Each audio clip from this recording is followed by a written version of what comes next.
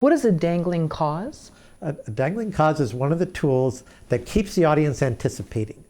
And it comes from, I believe, French formalism, narratology, narrative theory, and simply stated, we respond, we talk about this in the book, to cause and effect. We look for cause and effect. We are geared toward understanding the world that way. And it's easy for us to follow stories, narrative events, when there is a cause and effect that's evident. Dangling cause is a cause that you don't get the effect right away, but you anticipate. So, boy likes girl, boy kisses girl, cause and effect. Boy likes girl, boy says, I'm going to kiss her before the weekend is over. Dangling cause. We're going to pick up that effect later, but it dangles over in the audience's consciousness. So it's one of the tools in the screenwriting, the sequence approach that I talk about, that helps keep the audience wondering what's going to happen next.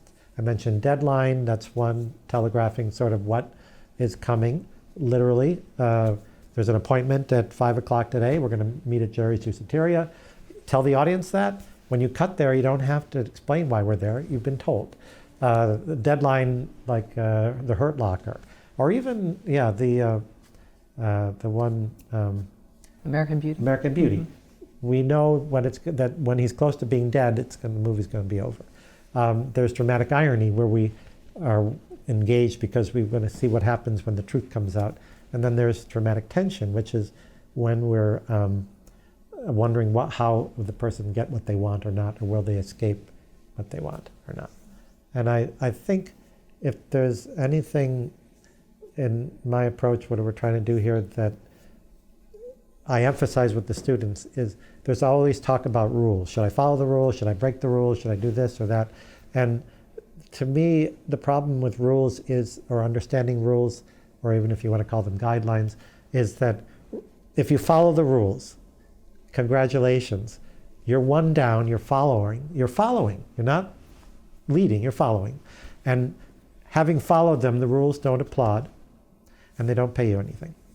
A better question to ask is, what's the effect? What's the effect of my choice in the story on my audience? Because now I'm one up. I'm in charge of what's happening. I'm in charge of how I'm affecting my audience. And the tools that are in these books, that's the idea. What are the choices that you didn't know you have, that you can use to affect the audience? And audiences do applaud, and they pay you.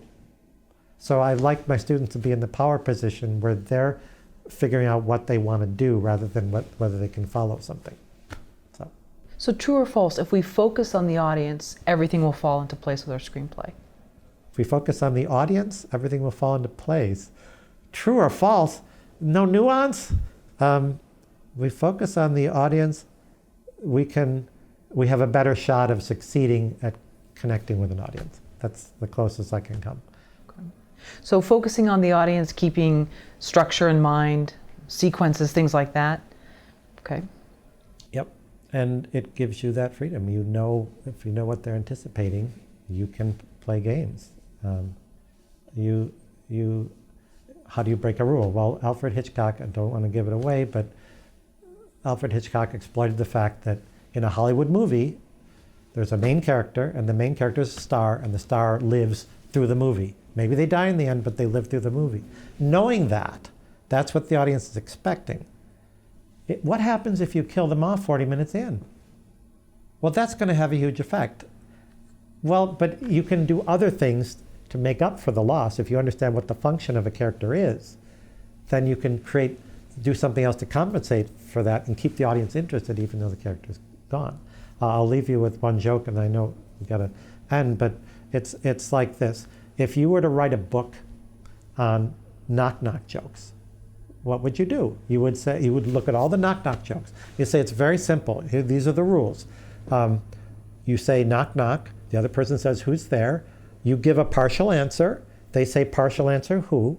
And then you give them the punchline. Okay? That's the rules. That's my book, and that's how if you want to be successful. Okay. Knock-knock. Oh, who's there? control freak. Okay, now here's where you say control freak who. See, I just broke the rules. But what I was doing was trying to elicit a laugh. The point was the effect, not the rules.